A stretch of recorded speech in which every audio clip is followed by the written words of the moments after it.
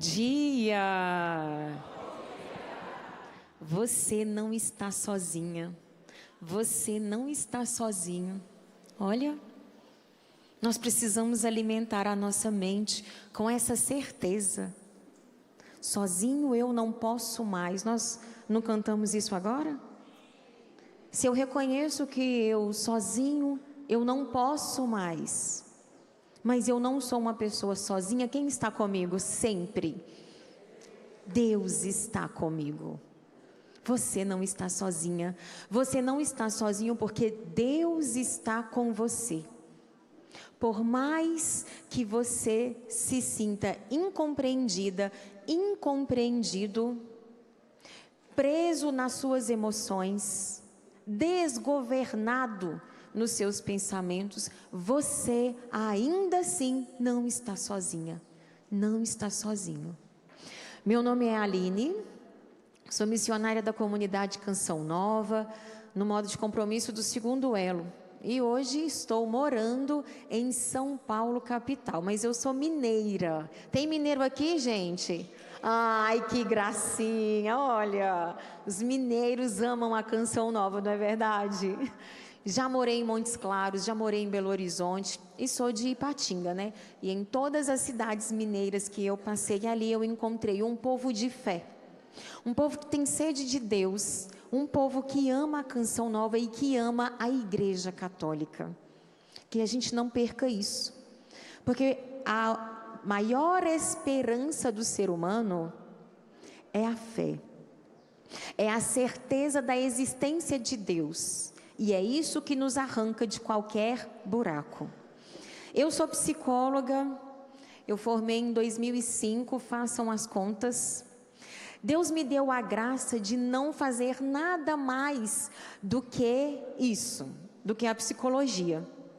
Então, eu vou fazer aí este ano, em dezembro, 20 anos de formada, e tem 20 anos que eu atendo as pessoas, que eu dei aula na faculdade, que eu trabalhei numa empresa com RH, e eu amo ser psicóloga. E eu não unia a fé, a espiritualidade e a ciência, por vários motivos. Principalmente pelo meu sistema de crença nuclear, e eu vou falar um pouquinho sobre isso para vocês. Até que morando em Montes Claros, eu tive a graça e a oportunidade de fazer a experiência com uma psicóloga cristã, ela não é católica, e ela conseguia unir a ciência e a fé e a espiritualidade. Aí eu pensei, eu posso. Eu sou uma mulher livre. Olha que interessante. O telefone está falando sozinho, porque eu vou precisar dele, ele está ali falando. Olha que interessante, o quanto que as frases que existem na nossa mente pode nos impedir, inclusive, de fazer a vontade de Deus na nossa vida. Eu poderia não estar aqui falando para vocês, porque eu vou trazer conhecimento técnico, científico, mas eu vou trazer também a palavra de esperança de Deus. Eu vou também trabalhar com a Bíblia. E eu poderia nunca estar fazendo isso, porque eu estava presa na minha crença. O que é a crença? Todo mundo tem. Não existe uma pessoa que não tenha. Crença nuclear disfuncional. É uma formação de verdades, normalmente são 2, 3 que existem na nossa cabeça, que elas vão conduzindo o nosso olhar, formado a partir da nossa experiência com as pessoas, da forma que eu vejo e reconheço o mundo e de como eu me vejo. Então eu tinha uma crença de que eu não podia falar de Deus se eu estivesse falando de psicologia. E eu não poderia falar de psicologia quando eu estivesse falando de Deus, porque ia dar ruim. Quando eu fui liberta dessa crença que me aprisionava, muita coisa mudou. Inclusive eu escrevi até 2 livros depois disso. E eu nunca faria isso, por causa desse sistema de crença. O sistema de crença é uma frase e eu quero que você pense, tudo que eu for falando, vá vasculhando a sua vida, vá vasculhando a sua mente, vá vasculhando a sua história, para que você não saia daqui da mesma forma que você chegou. Você não vai encontrar um acampamento, um encontro em qualquer lugar que vai unir a espiritualidade e a ciência. E o povo está adoecido. Então, aproveite que vocês estão tendo acesso a profissionais cristãos, católicos, e você vai entender e quebrar a primeira crença de que quem é de Deus não adoece, de que quem é de Deus não sofre de doenças psíquicas. Isso é uma mentira. A depressão, ela existe para todos. Basta respirar que você pode ter depressão. A ansiedade pode visitar qualquer um. Basta estar vivo e de pé que você pode sim desenvolver um transtorno de ansiedade. O fato de ir rezar não nos blinda. Derrube essa crença disfuncional, porque ela não é saudável, porque ela não é correta. O que é correto não nos adoece. E vocês vão aprender isso hoje, porque o tema da minha pregação é o vício da preocupação. Eu tenho certeza que você é uma viciada, que você é um viciado e não sabe, vai descobrir isso aqui. Nós sofremos o vício da preocupação, porque você respira, porque você está de pé, porque você é um ser humano. Provavelmente 90% aqui já teve uma crise de ansiedade, um episódio de ansiedade, um mal-estar, uma taquicardia, uma falta de ar. Isso é da natureza humana. E nós já falamos isso em outras edições do acampamento, né? Eu mesma já falei que a ansiedade, ela diz da natureza do ser humano como um sistema de defesa. O nosso organismo, ele fica em alerta porque ele entendeu que está em perigo. O problema é que esse perigo existe na nossa cabeça como uma fantasia, ele não é real. E o que é o vício da preocupação? Nós vamos começar entendendo as duas palavras. A primeira, o que é o vício?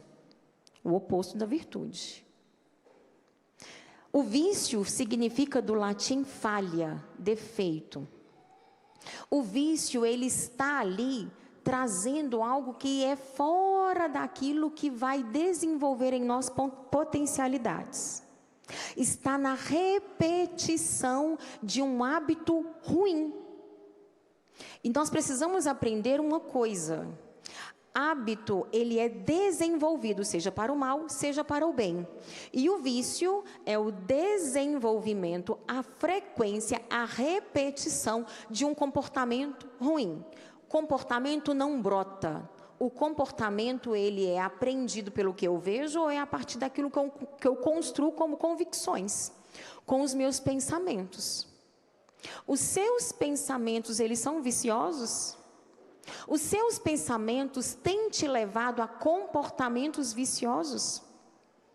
Hoje nós estamos enfrentando uma nova doença. Eu não ia tocar neste assunto, mas me ocorreu e eu vou trazer. Porque nós precisamos ficar atentos. Que é o vício dos jogos. Famílias estão sendo destruídas por causa do vício do jogo. Famílias estão perdendo milhões. Gente, não é R$100 que perde. É milhões. É uma casa que a pessoa perde. É uma fazenda que a pessoa perde. É 1 milhão. 2 milhões. Porque a pessoa, quando ela percebe o que está acontecendo com ela e ela reconhece que está adoecida, é porque o estrago já foi feito.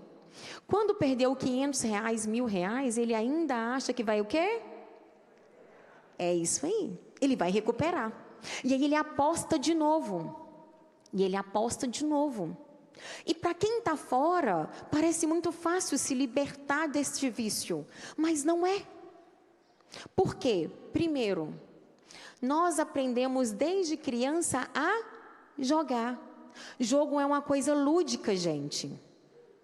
A gente não brinca de jogos? Lá em casa, o que eu gostava mais de fazer com as minhas filhas quando elas eram pequenas é brincar de jogos. Mais do que brincar de cozinhadinha, de boneca, eu adorava comprar jogos de tabuleiro para a gente brincar.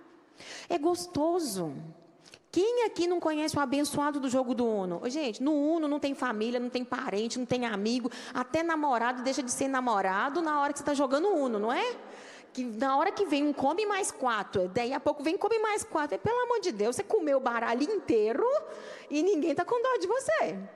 Lá em casa ninguém tem dó. As filhas joga mais 4, é mais 4, é mais 4, e a mãe que lute. No fim, comeu 12 cartas.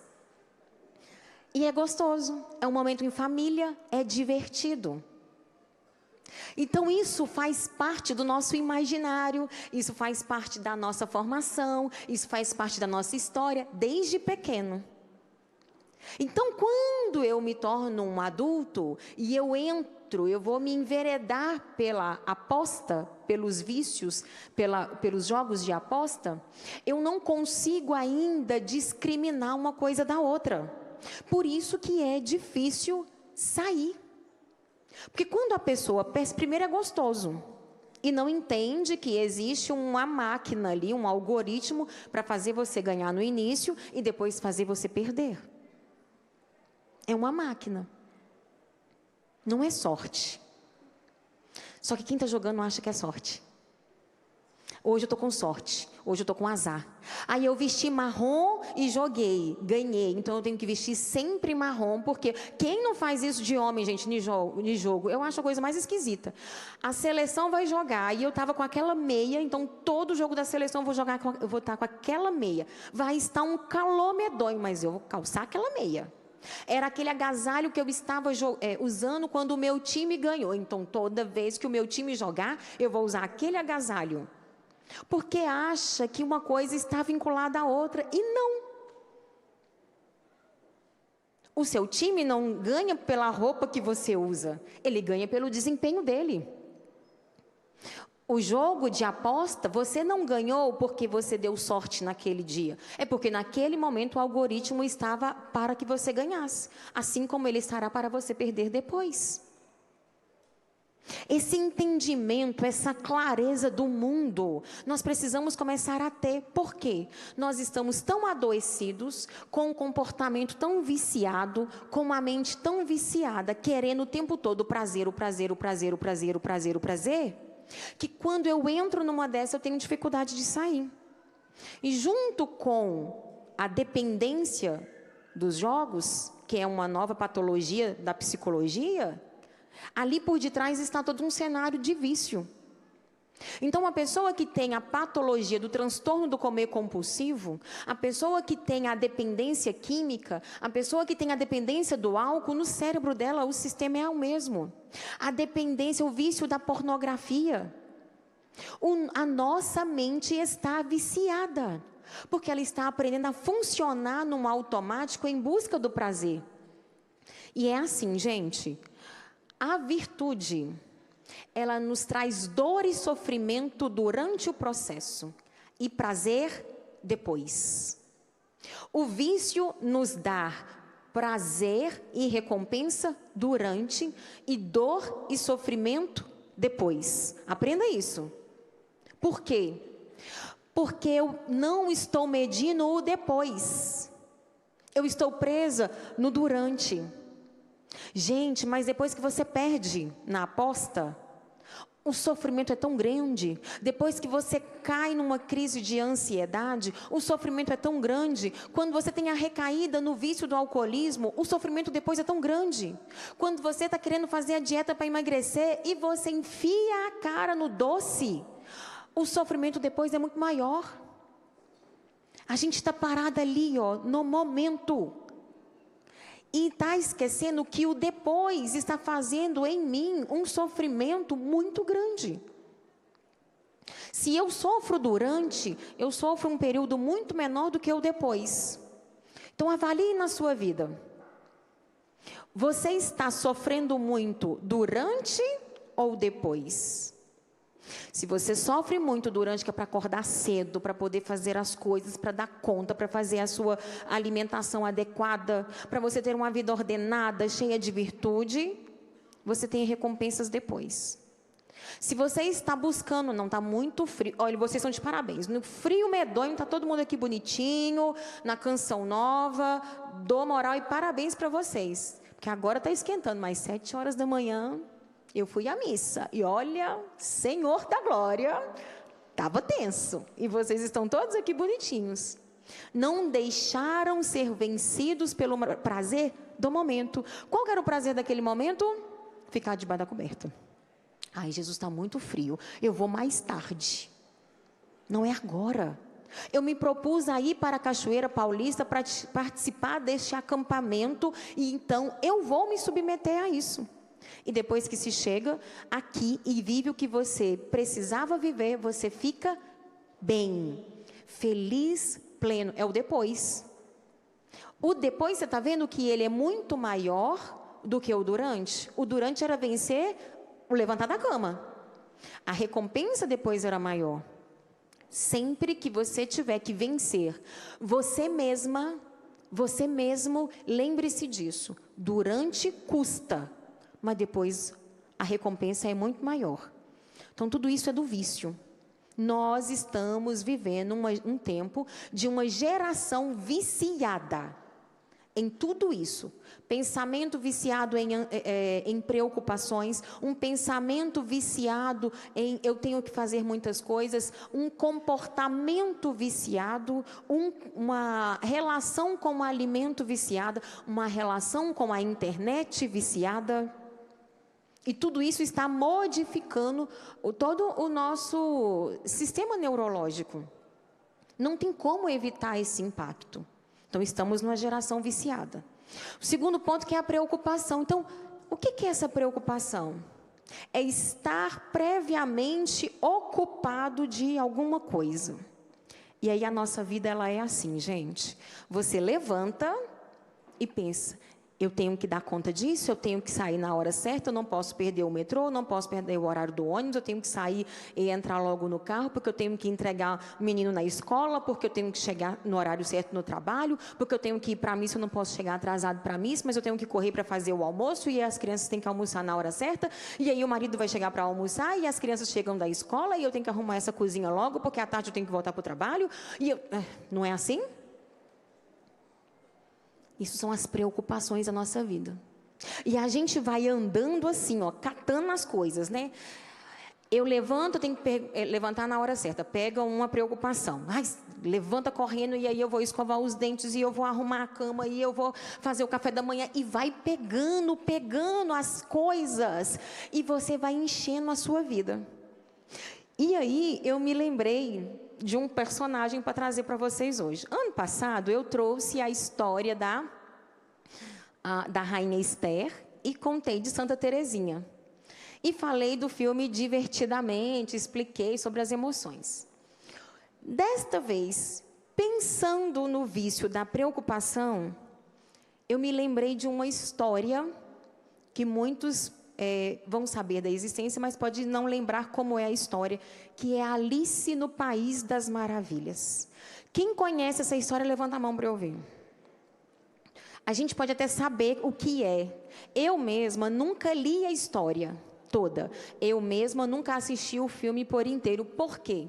Porque eu tinha medo daquele chapeleiro maluco. Ô, gente, pelo amor de Deus, aquele homem é muito esquisito, né? Aquele gato também, eu não gosto daquele gato, não. Aquele gato com aquela boca, aquele sorriso, aquela coisa esquisita, aquele negócio me dava medo. Sempre tive medo da história da Alice no País das Maravilhas por causa do gato e por causa do chapeleiro maluco. Eu não achei que foi muito legal aquele negócio, não. Mas tem um personagem que ele retrata exatamente o nosso mundo moderno. Qual é o personagem? O coelho. A minha assistente de palco, que é a Esther, vai trazer, porque minha filha construiu um relógio. Obrigada. Olha, vou descer aqui o relógio, o ponteiro. A nossa vida ela fica um tic-tac na nossa cabeça, não é? Está na hora de levantar, vamos rezar o rosário. Até o rosário vira um negócio desesperador para rezar.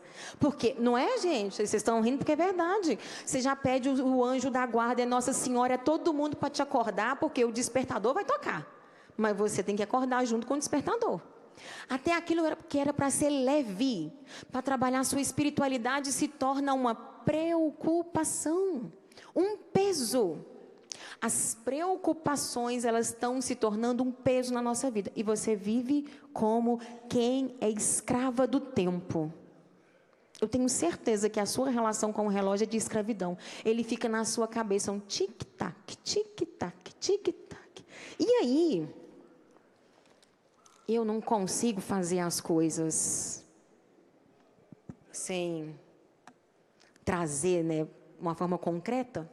Eu trouxe o áudio do coelho para você. Presta atenção no que o coelho fala. Vamos ver se vai dar certo, hein?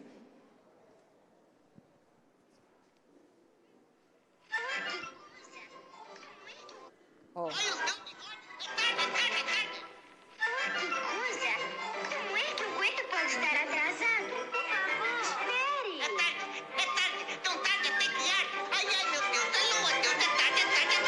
Deve ser muito importante, como um baile ou sei lá. Você não vive assim? É tarde, é tarde, é tarde, muito tarde. Não é assim? Meu Deus, ai, meu Deus, ai, meu Deus, é tarde. E o coelho fica assim, e a Alice atrás dele. Como? Ai, meu Deus! Ai, meu Deus! É tarde! Nós estamos vivendo assim. Ai, meu Deus, é tarde, tenho que levantar para rezar o terço. Com o Frei Gilson, ai, meu Deus, eu tenho que levantar porque eu tenho que arrumar comida. Ai, meu Deus, ai, meu Deus, é tarde, é muito tarde. Existe um coelho dentro da sua cabeça. E você ficou escravo do tempo. E ele está lá, ó, tic-tac, tic-tac, tic-tac. Você tem que dar conta. E aí existem os fantasmas que começam a formar as suas preocupações. Você tem que ser perfeita. Você tem que dar conta de tudo. Você não pode se atrasar. Você não pode errar. E isso alimenta ainda mais as suas preocupações. Porque a preocupação não é uma coisa ruim, ela não é uma coisa errada, e ela muito menos vai deixar de existir. Por quê? Porque a preocupação, ela tem uma finalidade, ela tem um único objetivo. Qual que é? Te ajudar a organizar para você executar melhor aquilo que está por vir. Porém, nós acordamos com tantas coisas a fazer, que nós ocupamos a nossa mente com várias preocupações. Preocupações que são nossas e preocupações que não são nossas. O Daniel deu uma dica valiosíssima. Nós precisamos aprender a separar o que é meu daquilo que é do outro. Você precisa aprender a separar a preocupação que é sua com a preocupação que é do outro. Eu atendo inúmeras pessoas que eu preciso aprender a treinar o cérebro dela a fazer essa separação. Por exemplo, uma mãe que tem os seus filhos todos casados. E aí ele está lá com um problema no trabalho, ou um problema no casamento, ou um problema com o filho. Ela está afogada nas preocupações dela. E aí ela começa a se preocupar também com um problema do filho. Esse problema do filho gera uma preocupação a mais na cabeça dela. Mas este problema é dela ou é do filho? Do filho. Fazer essa separação é difícil porque ela é uma mãe. Mas é extremamente saudável. Por quê? Porque no fim, a mãe não pode fazer nada por este filho diante dessa situação. Você só pode resolver aquilo que cabe a você e a mais ninguém. Aprenda isso. O vício da preocupação é porque você assume responsabilidades, você tenta resolver problemas que não são seus. Delimite o seu campo de ação que você vai ver que você vai ser liberto de muitas coisas. O que é da sua responsabilidade? Lista. O que gera preocupação? Lista. Agora eu quero fazer uma dinâmica com vocês. Fecha seus olhos. Não dorme, só fecha os olhos. Ninguém vai dormir porque no frio a gente concentra, né? Então não pode dormir por causa do frio. O Senhor não deixa esquentar muito, só um pouquinho, porque se esfriar, se esquentar, o povo vai ficar com sono. E no frio ninguém dorme direito, né? Então presta atenção, fechar os olhos. Agora eu quero que você pense aí na sua cabeça em uma tela branca e você vai escrever nela uma palavra. Qual palavra? A palavra que hoje é aquela que significa o seu maior problema, aquela preocupação que ocupa a maior parte do seu tempo e do seu pensamento. Escreve aí. Pode ser o nome da pessoa que te preocupa, pode ser que seja o seu trabalho, aí você vai escrever trabalho. Pode ser que seja a igreja lá na paróquia, como o Daniel trouxe de possibilidade. Pode ser no seu relacionamento, pode ser uma doença, aí você vai escrever o nome da doença. Escreva aí neste quadro branco o nome da sua preocupação. Só um. Ó, o Brás já soprou aqui no meu ouvido. Só um, que eu vou ensinar exatamente isso. Esta palavra, ela ocupa agora qual parte do seu tempo e da sua mente? De 0 a 10. Pensa. E escreva aí do lado. Nessa prancheta, do lado do nome. Do outro lado, agora, você vai escrever de 0 a 10 o quanto depende somente de você para resolver este problema. Suponhamos que de 0 a 10 você colocou 10. Ocupa muito os meus pensamentos. Agora, de 0 a 10, o quanto que depende exclusivamente para resolver este problema.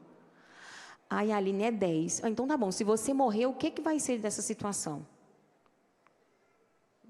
Será que se você morrer, ela vai continuar existindo? Essa situação morre também? Porque pode ser que você está dando um valor que não é real.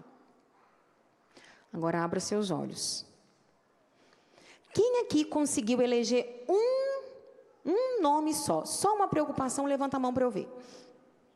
Quem aqui quis colocar mais de uma preocupação, mais de um nome? Levanta a mão para eu ver. Eita Deus, vou ensinar uma segunda técnica agora, porque eu sabia que isso ia acontecer. As preocupações, elas existem e elas sempre existirão na nossa vida, porque elas têm uma finalidade, ela não é ruim. Eu preciso aprender a transformar o peso da preocupação na leveza da preocupação. Ela precisa deixar de ter peso de pedra para ter peso de balão. E é possível? É possível. Balão. A pedra, ela é pesada. Então, quando eu estou carregando ali, olha, a minha preocupação, né? Eu ia pegar a Bíblia, mas como que eu pego? Vou pegar o meu relógio, né? Então, olha, tá aqui, a minha preocupação tá aqui. Tá pesado. Ela existe. Eu vou transformá-la em um peso mais leve, sem deixar de existir. O problema vai continuar existindo. A preocupação vai continuar existindo. O relógio vai continuar tic-tac na sua cabeça. Mas o coelho vai parar de falar? O que ele fala? É tarde, muito tarde. O coelho precisa parar de ficar cantando na sua cabeça. É tarde, é muito tarde. Ai, meu Deus, é tarde, muito tarde. Você precisa... Eita, está desmontando. Você precisa saber que é tarde. Mas você não pode viver escravo disso. Esse que é o problema. Então, as preocupações, elas vão continuar existindo, sim. O que eu faço com ela? Nós precisamos aprender a hierarquizar. Gente, eu sempre falo, coloca os problemas em fila indiana. O seu problema, a sua preocupação, ela quer uma atenção, só isso. Fala para ela que você vai resolver. Coloca em fila indiana. Não é assim? Quando vocês vêm aqui na Canção Nova e quer falar com alguém, quer tirar foto com alguém, o que o pessoal faz? Fila indiana. O padre vai atender todo mundo, o padre vai tirar foto com todo mundo. Quando vocês vão para o refeitório, façam uma fila indiana. Todo mundo vai entrar, todo mundo vai comer. Façam o mesmo com seus problemas e as suas preocupações. Primeiro, você separou o que é seu e o que é do outro. Lembra da preocupação da mãe? Segundo, aquilo que é seu, coloca em fila indiana. E atenda todas as necessidades, todas as preocupações. Daí, você precisa aprender ao longo do dia, sempre eleger apenas 3 preocupações, porque nós não conseguimos resolver muitas. Não dá para viver o peso de 10 problemas na sua cabeça, de 5 problemas na sua cabeça, porque para além destas preocupações, existe uma vida te esperando para acontecer.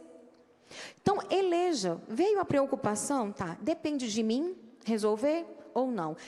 Primeiro, esse problema é meu ou é do outro? É do outro. Já saiu da fila indiana. Vem para o próximo. Esse daqui é meu ou é do outro? Ah, não, esse aqui é do tempo. Eu preciso aprender que tem problemas que só o tempo resolve. Então, larga para o tempo. O próximo da fila, esse daqui é meu. Então, vem cá. Eu vou olhar para esse problema e avaliar. Ele é urgente? Ele é essencial? Eu consigo fazer o que para ele? Ele respondeu sim para tudo? Traz ele para perto de você e fala, de noite a gente conversa. Próximo da fila. E você vai fazendo isso com todos os seus pensamentos. O seu pensamento, ele só quer uma atenção sua como um menino carente. O seu pensamento preocupado, ele é um menino carente na sua cabeça pedindo, pelo amor de Deus, presta atenção em mim. Quando você parar e dar uma atenção adulta, de um homem adulto, de uma mulher adulta, ele vai acalmar. Daqui a pouco eu resolvo. De noite a gente conversa. O nome disso é marcar audiência. É uma técnica da terapia cognitiva comportamental. Vamos marcar uma audiência para os problemas.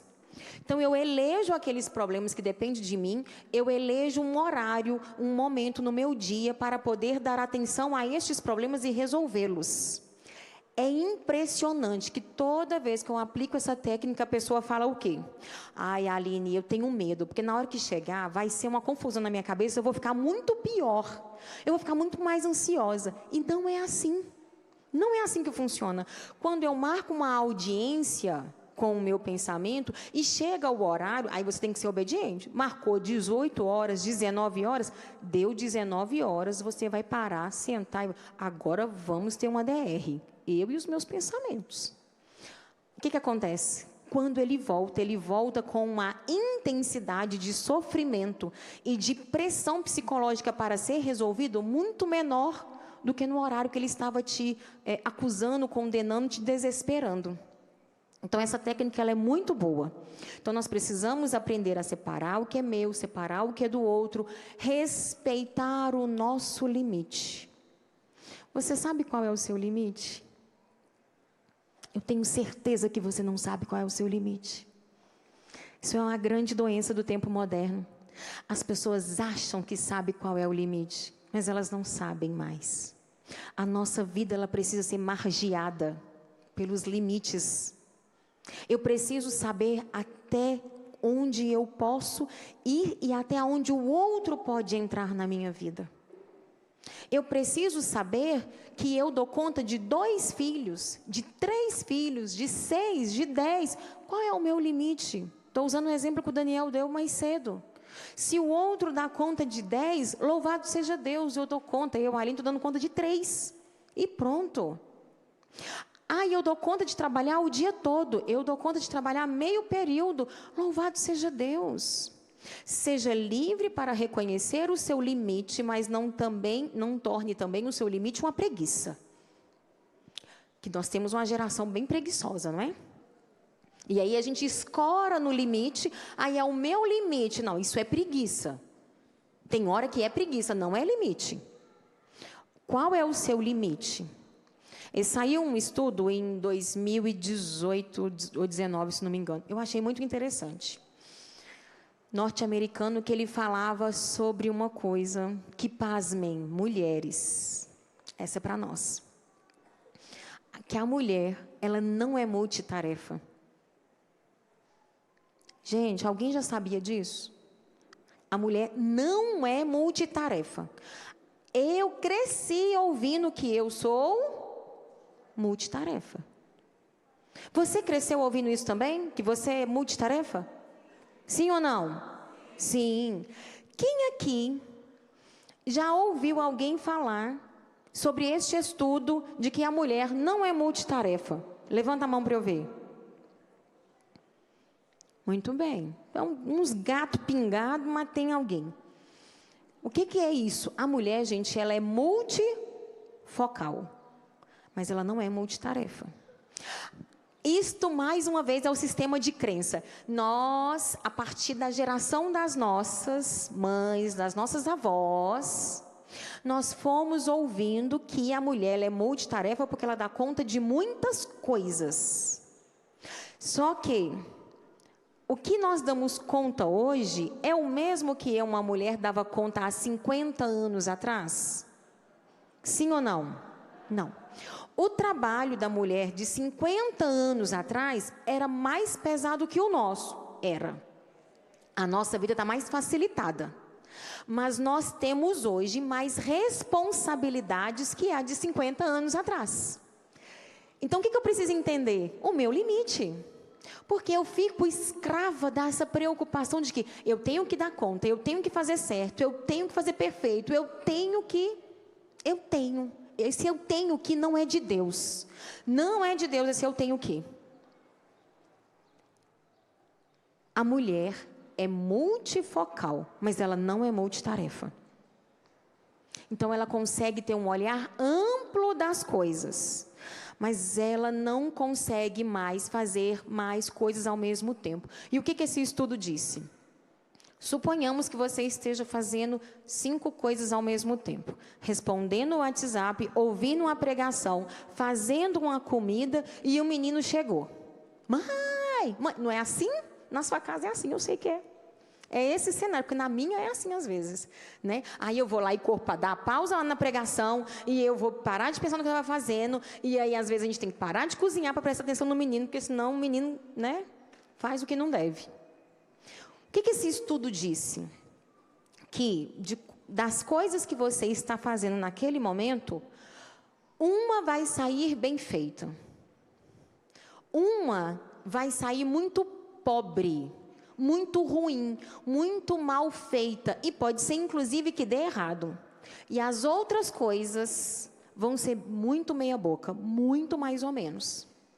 De que adiantou fazer várias coisas ao mesmo tempo se o resultado é esse? Por que a gente quer fazer várias coisas ao mesmo tempo? Porque nós queremos o quê? Resultado. A gente quer adiantar. E esse estudo foi feito porque estava saindo uma reportagem dos norte-americanos que, enquanto vão tomar banho, já põem um café para fazer e, às vezes, está ali tomando banho e respondendo mensagem, porque é assim.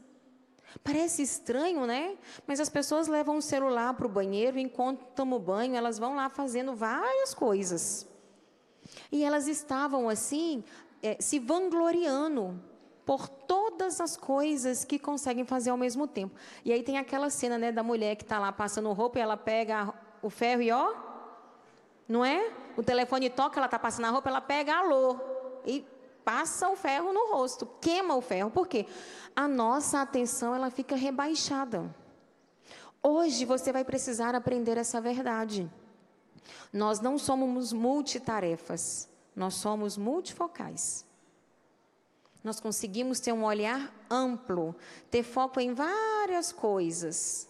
Mas fazer várias coisas ao mesmo tempo, eu vou ter um prejuízo que pode ser que não vale a pena. Avalie diante da sua vida o que você precisa hoje deixar. Eu não fui abaixando e pegando as preocupações? Peguei várias. Qual que você precisa aprender a deixar? Nós precisamos aprender a dizer não para nós também. E uma forma, gente, de lidar com isso, né, vamos dizer assim, vou pegar aqui uma passagem para vocês. Uma boa forma de ajudar na preocupação está lá em Provérbios 12. Provérbios 12. 25. Se você estiver com a Bíblia, pode pegar, é rapidinho. Provérbios 12, 25. Só esse versículo que fala assim: a aflição no coração deprime a pessoa, mas uma palavra de animação lhe traz alegria. Uma pessoa preocupada deprime o coração. O coração se entristece. Lembra-se? A preocupação, ela é algo normal. Mas viver preocupado não é normal, é adoecedor. Uma pessoa que vive preocupada adoece. Uma pessoa que se preocupa é uma pessoa saudável. A diferença está aí. Você precisa ter foco em ser uma pessoa que se preocupa. Mas você não pode viver como coelho, preocupado, vivendo preocupado. Porque o seu coração vai se deprimir, está escrito aqui na palavra. O coração, a aflição no coração deprime a pessoa. Mas uma palavra de animação lhe traz alegria. E que palavra de animação é essa? Eu não sei como está aí na sua passagem, na sua Bíblia. Mas essa palavra de animação é um bom ânimo, é palavra de esperança, de alegria. Então, quando a preocupação vier, traga também para você, para a sua mente, um mar de palavras bondosas e generosas. Não porque nós acreditamos na lei da atração. Não porque nós precisamos pensar positivo. Não, é porque eu preciso entender que existe um bem muito maior do que este vício, do que esta aflição, do que esta preocupação na minha vida. É afogar a sua preocupação em um mar de bondade. O que a gente cantou no início? Sozinho eu não posso mais, sozinho eu não posso mais. Senhor, vem em meu socorro, eu confio em Ti. Todas as pessoas na Bíblia sofreram. Gente, esses dias eu estava meditando sobre a angústia de Natanael debaixo lá daquela árvore. Meu Deus do céu, o homem estava lá desfalecido, chorando, desesperado. E depois, quando ele encontra o Senhor fala: eu te vi. Gente, nós precisamos acreditar que Deus nos vê. Ele te vê na sua angústia, Ele te vê na sua preocupação, Ele te vê na sua aflição. Então, quando você estiver entrando, nessa lama, vamos dizer, nesta lama que vai te prender, que vai deprimir o seu coração, e a depressão, ela puxa a ansiedade. Porque normalmente elas gostam de andar de pazinho, tá? Uma pessoa depressiva, ela vai desenvolver algum dos transtornos de ansiedade. A pessoa que tem um transtorno de ansiedade, ela vai se deprimir. Porque elas gostam de andar juntas, elas não gostam de andar separadas, não. Tem transtornos psicológicos que são assim. Unidos venceremos, entendeu? Então, não deixe a aflição, não deixe as preocupações invadirem, tomarem a sua mente. Porque o seu coração irá deprimir. E uma das formas boas é essa: Senhor, obrigado porque eu respiro. Uma coisa boba, mas que a gente não dá conta de entender. Você respira. Obrigado, Senhor, porque eu tenho uma roupa para aquecer o meu corpo neste inverno. Eu não estou falando para afogar essa preocupação em um mar de bondade, de coisas sobrenaturais e extraordinárias, né? Não, é no ordinário da vida. Senhor, muito obrigado porque eu tenho um calçado. Senhor, muito obrigado porque eu tenho um alimento. A preocupação, ela vai se ordenando, ela vai ganhando forma, ela vai ganhando corpo, ela vai entrando no seu devido lugar, para que você não viva como o coelho.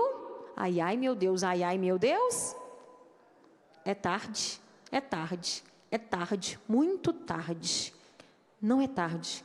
Enquanto você está vivo, enquanto você está vivo, enquanto você respira, ainda é tempo para mudar.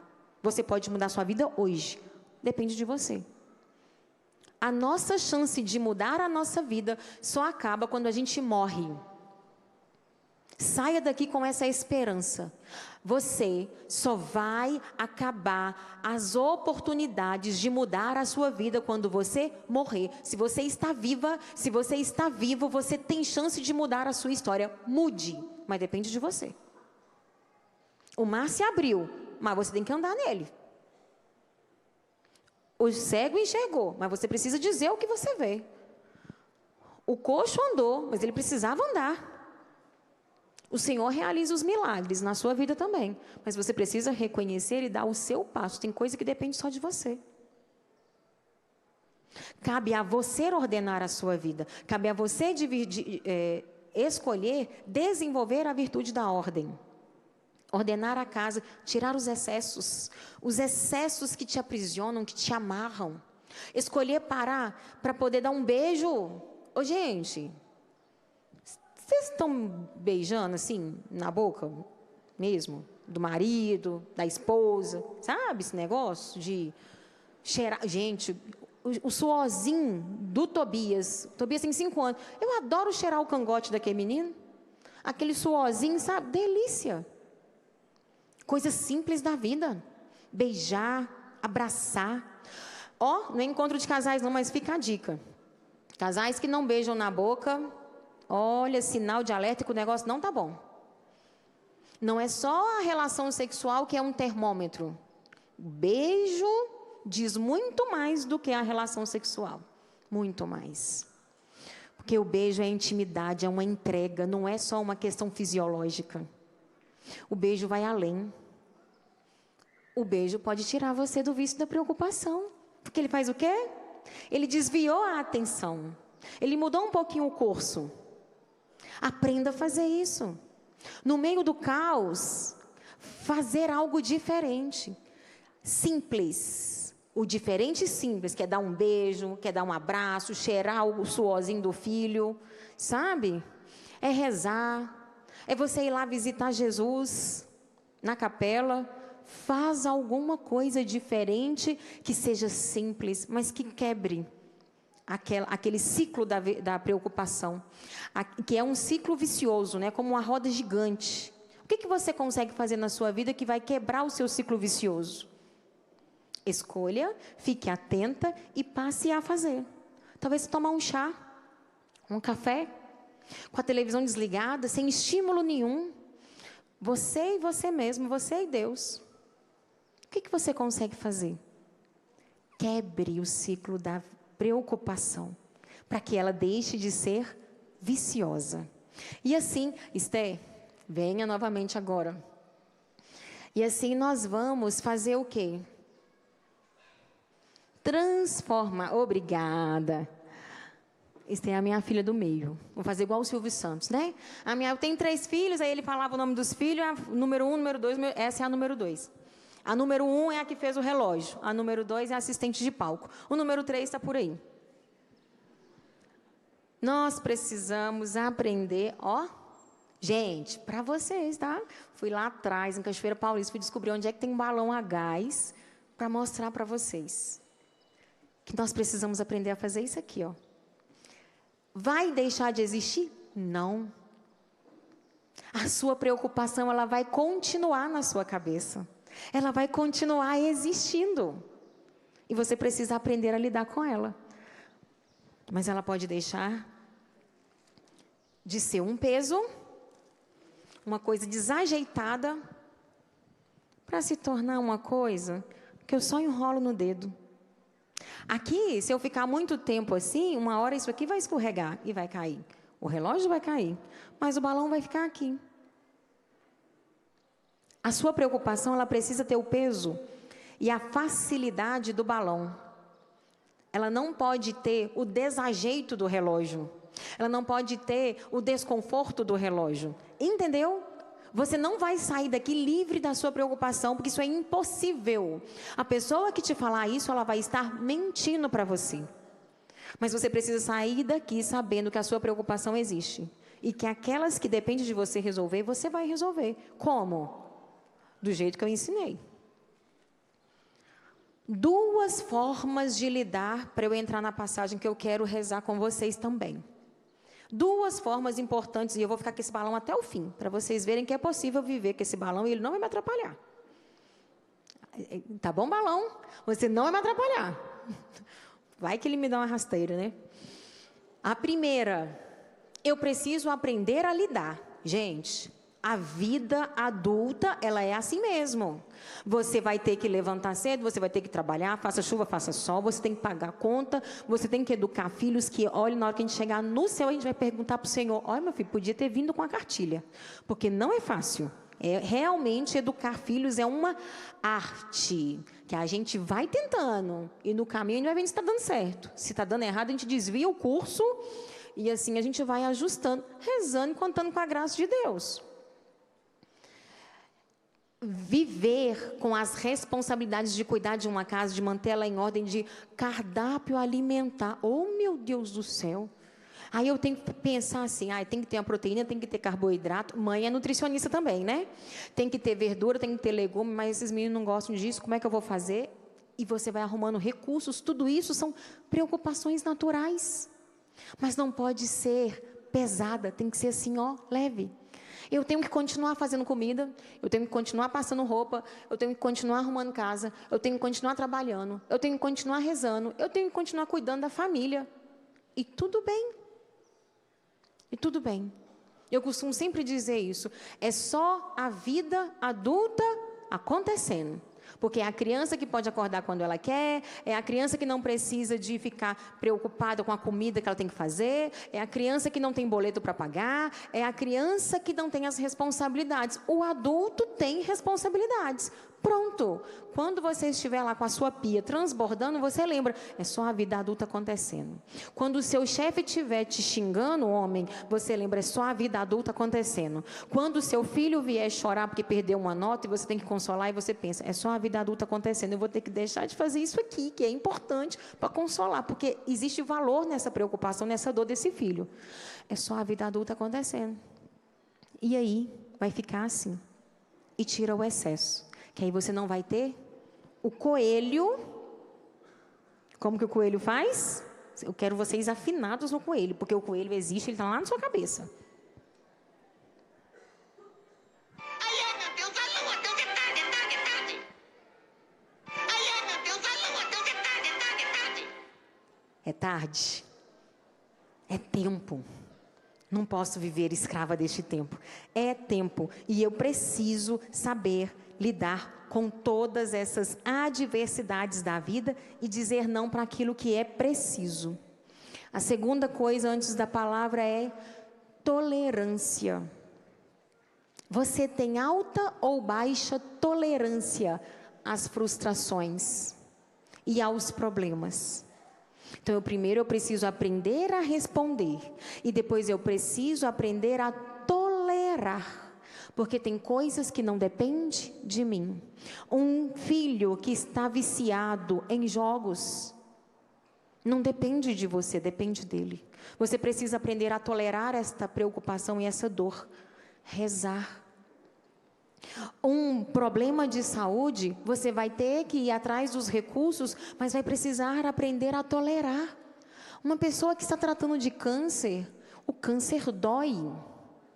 Ela chorar e ficar preocupada vai tirar a dor dela? Não. Ela precisa aprender a tolerar aquela dor. Tem coisas na nossa vida que eu preciso aprender a tolerar. Existem tristezas, frustrações, decepções que nós vivemos que nós precisamos aprender a tolerar. Você consegue tolerar? Gente, eu vou dizer uma coisa para vocês, não tem problema nenhum chorar, sabia? Mas chorar lá no chuveiro, não tem problema nenhum. Chorar lá na igreja, diante de Jesus, não tem problema nenhum. O problema é quando a sua vida vira um mar de lágrimas na frente de todo mundo. Aí é ser vítima. Aí é construir uma história de vitimismo. Coitado de mim, né? Aí é aquela historinha do ó vida, ó céu, ó azar, e fica arrastando assim. Ai, meu Deus. Não. Chora. Eu choro. Eu choro. No chuveiro. Tem dia que eu saio que eu estou assim, meu Deus do céu. Acho que agora eu vou ter que ficar um tempinho aqui para as coisas se acalmarem, para a cor voltar ao normal, porque fica vermelho. Porque a gente chora. Isso é normal. E eu lembro, vai passar. Essa dor vai passar. Olha que interessante que eu lembrei, né? A nossa vida está tão corrida que eu me deparei observando, né, me analisando, e eu comecei a perceber que eu estava contando a minha história de uma forma muito rápida. Toda vez que uma pessoa perguntava uma coisa para mim, que era sobre a Aline, eu falava rápido. Mas não é porque eu não queria contar a minha história. É porque eu estava percebendo que as pessoas estão tão corridas, que elas começavam a ouvir e logo já queriam parar de ouvir. E para que a história fizesse sentido, eu comecei a acelerar na contação da minha história, para que a pessoa entendesse todo o negócio. E aí eu percebi que a partir de agora eu vou contar num ritmo normal. Sabe por quê? Porque se aquela pessoa ela quer ouvir a história, ela vai precisar também aprender a esperar. Olha como é que a nossa mente está viciada no vezes 2 do seu WhatsApp. Que eu quero que você tire, a partir de hoje, o vezes 2. Você vai no vezes 1,5. Gente, eu vou ensinar uma coisa. Transcrever. Gente, eu falei com as meninas, uma pessoa que inventou esse negócio de transcrever o áudio, ela é de Deus. Ela é de Deus. Porque ali você aperta o botão transcrever, você dá uma corrida de olho ali naquele negócio e está tudo certo. Nós precisamos educar as pessoas também a falarem o necessário. Gente, o WhatsApp não é para fazer palestra. Palestra a gente fala 1 hora, o WhatsApp, né? Não. Seja objetiva, seja objetivo. Nós precisamos nos educar. Por isso que o seu cérebro está viciado. Você introduziu um comportamento ruim, inadequado, defeituoso na sua vida. Ouvir a mensagem no WhatsApp vezes 2, você introduziu um hábito defeituoso. E aí eu vou te falar uma outra coisa. Você escuta, você não entende a entonação. Você capta o conteúdo. Mas você não sabe se aquela pessoa está brava com você, se ela está tranquila. E aí você interpreta com as suas emoções, com a falha daquela emoção, porque você não conseguiu captar no vezes 2. E ali você pode abrir um problema com alguém desnecessário. Você pode achar que a pessoa está brava com você e ela nem estava brava. Ela só estava falando no vezes 2. Mas foi você que escolheu. Ouvi a palestra no vezes 2. Gente, eu já fiz isso. Aí a pessoa... Vixe, não, eu vou lá no 1 mesmo porque eu não estou entendendo nada. Se você assiste uma palestra no 1,5, no 2, você não vai conseguir pegar a informação toda. E você está treinando o seu cérebro, você está viciando o seu cérebro. Então tira isso. Isso é um vício. Você está treinando a sua mente com algo ruim. Meu tempo está acabando, mas eu quero trazer uma palavra para a gente finalizar, para você rezar todos os dias. Abre aí, Salmo 86. Eu estava rezando e Deus me deu essa passagem, eu não conhecia. Eu fiquei maravilhada com ela, gente. Salmo 86, está bem, Salmo é no meio da Bíblia, é bem fácil de achar. Olha que passagem extraordinária. Inclina, Senhor, o teu ouvido e atende-me. É assim que a gente tem que rezar. Pois eu sou pobre e indigente. Reconheça quem você é. Inclina, Senhor. Inclina o teu ouvido sobre mim, porque eu sou pobre e miserável. Sou falha. Sou indigente. Guarda minha alma, pois eu sou fiel. Senhor, cuida de mim, eu sou tua filha. Eu tenho me esforçado para corresponder à sua vontade. Salva o teu servo que espera em ti, meu Deus. Tem piedade de mim, Senhor. Porque o dia todo clamo a ti. Senhor, por favor, intervenha, porque eu te chamo. Senhor, tem de misericórdia nessa causa. Senhor, eu não aguento mais a minha mente acelerada. Senhor, eu não estou dando conta desta realidade. É assim que a gente tem que rezar. Alegra a vida do teu servo, pois a ti, Senhor, elevo minha alma. Senhor, traga alegria para a minha vida. Porque, Senhor, o meu coração, ele está afogado na tristeza. Ele está afogado num mar de preocupações. Então traga, Senhor, para a minha vida a alegria. Me lembre, Senhor, que eu sou feliz. Eu só me esqueci. Tu, Senhor, é bondoso e clemente, e de imensa misericórdia para todos os que te invocam. Presta ouvido, Senhor, à minha oração, e escuta a voz da minha súplica. Senhor, por favor, me escuta. Eu estou desesperada. Eu fiz essa oração esses dias, Senhor. Eu não sei o que fazer. Eu estou desesperada. Só depende do Senhor agora, porque tudo que estava ao meu alcance eu já fiz. No dia da minha tribulação, clamo por ti, pois tu me atendes. Olha que lindo. Eu preciso ter certeza que Ele me atenderá. Esse versículo, ele precisa ficar gravado no seu coração.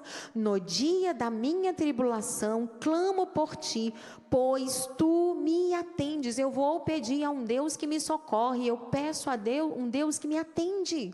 Eu não estou pedindo para qualquer um. Você não está pedindo para a Aline te ajudar. Você precisa pedir para Deus. Ele te enviará os instrumentos necessários para te socorrer. E esteja atenta para usar aquilo que Ele te manda. Ninguém se assemelha a ti entre os deuses, Senhor, e não há nada como as tuas obras. Reconheça o poder de Deus na sua vida. Ele é soberano, Ele é maior do que qualquer coisa. Não existe ninguém maior do que Deus. Se você é católico, se você é cristão, se você está aqui, você precisa acreditar nessa palavra. Não existe ninguém maior do que Deus. Ele é soberano, eu não estou sozinha. Por isso que eu clamo por Ele, para que Ele realize. Todas as nações que fizeste virão e se prostrarão diante de ti, Senhor, glorificando o seu nome, pois tu és grande e realizas maravilhas, só tu és Deus. Ensina-me, Senhor, o teu caminho, e fiel a ti caminharei. Eu estou me comprometendo. Me ensina, Senhor, como caminhar, que eu irei me comprometer a ser fiel na sua instrução. Seja fiel à instrução de Deus. Se Ele falou que é para você trazer palavra de bondade em abundância para sufocar a aflição do seu coração, você precisa obedecer a Ele. Se Ele te prometeu que trará consolo na Eucaristia, você precisa ir buscar a Eucaristia. Mova-se e pare de esperar que alguém faça por você. Não é o outro que resolve os nossos problemas, sou eu. Eu e Deus, com os recursos que Ele me dá. Eu te louvarei, Senhor meu Deus, de todo o meu coração, e glorificarei teu nome para sempre. A tua misericórdia foi grande para comigo, e eu tenho certeza que você consegue contemplar a manifestação de Deus na sua vida. Não é possível que você nunca experimentou a presença de Deus, não é possível. Então, Senhor, eu quero glorificar e eu quero te louvar, porque o Senhor já fez em mim maravilhas. Ó Deus, homens soberbos levantaram-se contra mim. Um bando de poderosos atenta contra a minha vida, sem te levarem em conta diante os seus olhos. Fala do seu problema. Senhor, o meu chefe me persegue. Senhor, a minha vizinha me calunia. Senhor, o meu filho me maltrata. Senhor, o meu esposo é indiferente comigo. A minha mulher não cuida de mim, a minha mulher não me ama mais. Fala do seu problema, fala da sua dor, fala daqueles que te perseguem, fala daqueles que te caluniam, fala daqueles que estão ocupando a sua mente, tornando os seus pensamentos obsessivos, porque você tem medo. Fala para Ele. Mas tu, Senhor, Deus compassivo e clemente, lento para a ira e rico em misericórdia e fidelidade, olha para mim, tem piedade de mim, dá tua força ao teu servo e salva o filho da tua serva. Dá-me um sinal de benevolência, para que vejam os que me odeiam e fiquem envergonhados, pois tu, Senhor, me ajudas e me consolas. Vai ficando de pé com essa palavra, coloca ela no teu peito. Feche os seus olhos e vamos rezar. Porque o Senhor, Ele está com você e Ele está comigo. E a nossa preocupação vai continuar aqui. Mas agora leve, como um balão a gás, que quer ir para o céu. O balão a gás, ele quer ir para o céu. As suas preocupações, quando elas estão ordenadas, elas não te impedem de crescer, porque elas não te escravizam mais. Eleve o seu coração a Deus. Entregue seus problemas e suas preocupações a Ele. Divide com Deus, que é rico em misericórdia e que nos ama, para que, num sinal de benevolência, para que vejam os que me odeiem e fiquem envergonhados, pois Tu, Senhor, me ajudas e me consolas. Feche os seus olhos e peça: consola-me, Senhor. Consola-me, Senhor. Nós ouvimos uma profissional, psicóloga, uma mãe, mulher, mãe de família, pessoa normal também, tem a sua versão, não que seja normal não ser psicólogo, mas como eu, como você, que acaba de falar para nós, já chorou também, que tem problemas também. Quem não tem problemas, né, e não tem pecado, atira a primeira pedra. Não existe pecado que Deus não possa perdoar. E não existe problemas, plural, problemas, que apresentado a Deus, a gente não possa pelo menos conviver e administrar. Mas devemos procurar sim ajuda do alto, e não é autoajuda. Porque quando um psicólogo como essa aqui fala, Daniel falando, eles se declaram, e a riqueza desse acampamento, profissionais que lutando contra a maré,